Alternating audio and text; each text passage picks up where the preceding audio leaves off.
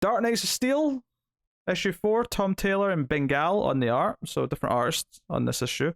For what is predominantly a flashback issue, as Alfred explains the story of the almost like the Kents there, of the elves arriving to Earth, and like just how they actually were after the initial, because we saw them landing in the first issue, but we didn't see how they rose to power to be king and queen or whatever the titles are, and so on and so on.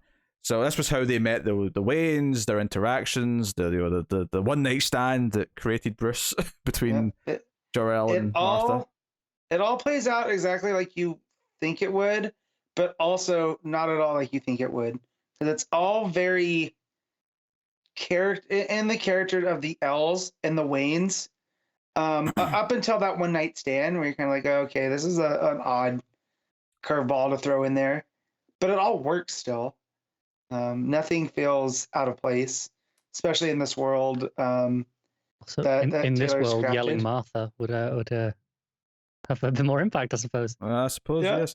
I mean, ultimately what this issue is that it's an issue to show that Alfred is still Alfred to Batman, right? Yeah. Even with all the different context. You know, the last line of the issue is him saying, I've got my king, or, I've got a king. Mm-hmm. And the way he's giving him a pep talk here, and he's telling him all this so that he doesn't doubt himself, it's all very Alfred, despite the fact that we have all this wacky different context. Mm-hmm. And that's what kind of makes it work, is overall as a Batman story, is a version of Alfred and Batman. So, I mean, the backstory itself, ultimately they were in hiding, but then this volcano was going to go, so they want to warn people without revealing who they are, because they don't want to be, they don't want people to see them use powers. They want to just be off the grid effectively. And it makes a lot more sense as well. Again, they've escaped from Krypton. Is clearly the geological impact of Krypton. Yeah. Is the the backstory from this book. Mm-hmm. Given that Jor-El wakes up terrified of this earthquake at first. And we get the creation of this. So let me just throw the words together and let's get reactions to this. Mm-hmm. Alexander Luthor becomes the Joker with the Green Lantern ring. Thoughts? Mm-hmm. I think the fact that he has now merged Superman and Batman, right, within Bruce, because now Bruce is half Kryptonian.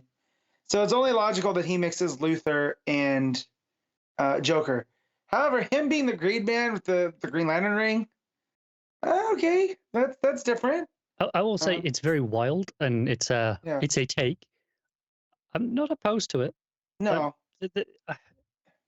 I'm very kind of open to these sorts of things in Elseworlds, because screw it, why not? Well, I do like that we get Lex'S Origin here, that he was in the council of the Waynes, and when the elves offered help, he threw him out.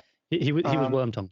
Yeah, and so from Tolkien, I got that reference.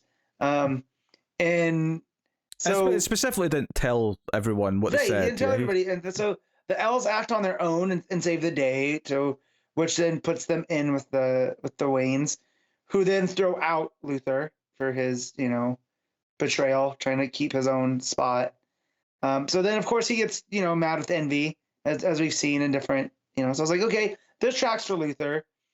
And then this green meteorite comes down. I was like, oh, this is how he loses his hair, because it's kryptonite. That's where we're going to get kryptonite from. Mm. And no, it ends up being a ring, and he ends up becoming a version of the Joker, which I was not expecting. I thought this would just be Luthor with the Green Lantern ring. I didn't expect it, but I don't hate it. No, I don't hate it either. He also, I throw that Wormtongue reference there, but the more I think about it, the more bang on it is. He kind of came in, he had this kind of this power in the court. The king threw him out, and he kind of goes away and becomes the enemy. Where it's very much the same. It's also worth mentioning that because he's the one who kills the Waynes, but he doesn't actually intend to kill them at first. He basically hits the wrong cart, and then sort of says, Martha. Like that's kind of the joke version of yelling the name, is that he killed the wrong parents. Also, it's kind of funny to me that like when Alfred's explaining, the one night stand happened, everyone was hurt by it, but then Thomas come to love Bruce as a son. There is like a really meaningful panel as Thomas just watches Martha breastfeeding. Young Bruce. This is such a weird panel. You've got King Thomas Wayne watching Martha breastfeed baby Bruce, as he's like sort of slowly learning to forgive her for a one night stand that she had with Jor-El. It's one of those weird moments where just the weirdness of everything, the scaffolding of weirdness that has been built, just sort of like becomes apparent. But I think it's very intentional on that panel. It's where he's still very, he's very resentful still. He's he hasn't got to the acceptance stage, which kind of comes later on that page. But he's seeing this, and it's still like, oh, this isn't mine. He's uncomfortable with it. I think at least a little touch on the and maybe I'm reading too much into this, but so Martha's breastfeeding him with like a blue, like, well, I assume it's just like a dress or something she's put down, but that's blue, and the chair's red, and it's got a yellow rim, right? Yeah. Superman colors. But then Thomas, over in the background watching, in shadow, has a purple curtain behind him, which I would typically... It's not the first color I think of with Batman, but it's a very Batman-y color. Yeah. And the way it's behind him like that, you could just twist it a little bit. That looks very cape-ish, doesn't it? Yeah. And I suppose it's purple, I suppose, with a bit of... Because the gold crown, you can almost see that as a bat symbol on the purple. Yeah, but also his clothing is gold and black, which I associate with Batman. So, yeah.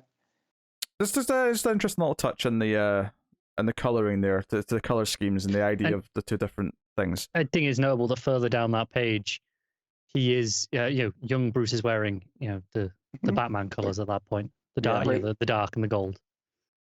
Yeah. So, so the we have them as kids being, siblings, and Zara's there as well.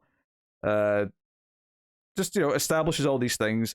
So this is basically the issue that kind of explains the backstory more than anything. You get the big Joker reveal.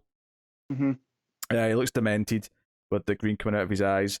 And he does get away, seemingly. He's still out there as the Green Man, as we've heard before. And Martha's, dying, asks other Martha. Well, not Martha, sorry. Lara. No, that's Lara. I know. Yeah. It's confusing. There's too many parents. Now you're intermingling them.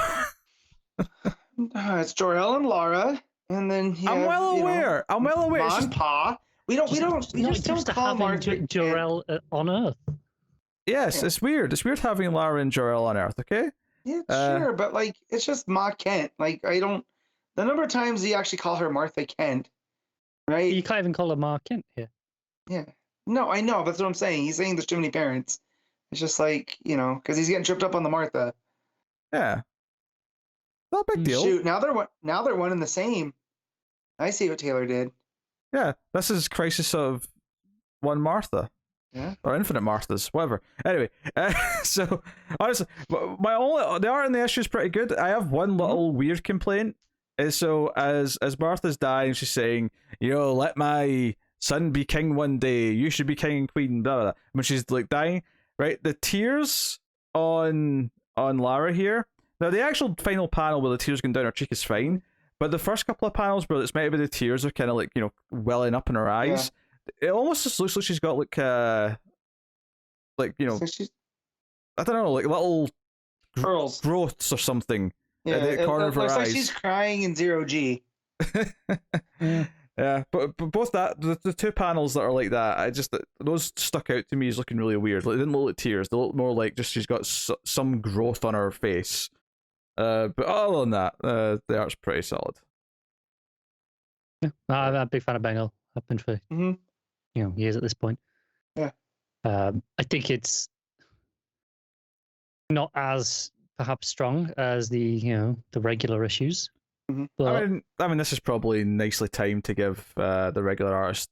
I think that's the only reason this exists. Is every few issues to make sure this keeps coming out monthly, we'll take a break and we'll do a sub story. That's why this is a flashback issue and not continuing the main story. Is just we'll have an excuse to bring in a different artist and keep everyone on schedule. Yeah, but I think it's a bit unfair to say that's why we're doing this, in the sense that I assume that this is all stuff that Taylor would have wanted to tell. It's just that he's structured in a way where it's going to be 2 or 3 issues like this sprinkled throughout the run, as opposed to whatever way you might have told it otherwise. I think he's the practicality of the real world of making the comic book has been influenced here in terms of what the story is. But I do think that this story and a lot of the details we got from it did have to come up. It's just that Like maybe if there was no concerns over the artist needing like time to like stay ahead, maybe it would just be like, you know, pieces of flashbacks sprinkled throughout multiple issues or something like that. But clearly, this was the choice that was made to keep it neater. No, I wasn't complaining when I said that. That was a choice that was made. No, I know. I'm just. I'm clarifying that it's not like they did a couple of issues. Oh shit! I'll have to come up with something. You know, it's 12 issues. And like there was a plan made from the start of what the structure was going to be. I think it would be from the start. I would not be surprised if there is probably. So this is issue 4. It's probably going to be issue 8 or 9 is the same again. Will we have another guest artist for an issue? Yeah, probably another backstory style issue.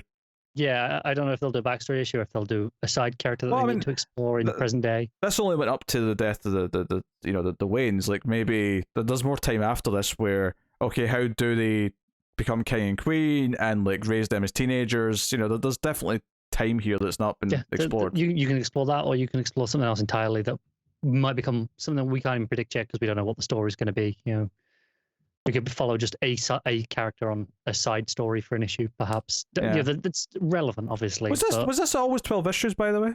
Yeah, I think so. Oh, yeah, okay. When I saw it in the cover this time, I was like, was that always 12 or was it maybe 6? But no, it was definitely always 12. That's fair. So that was good, interesting backstory. Big Joker / Alexander Luthor reveal was something. Definitely stuck out in my mind, and will do. Yeah. All right. Yeah, I'm all for it. All right, Matt, what are you giving it then? We're done. 8.5. 8.5. Connor. I'll give it just the 8, I think.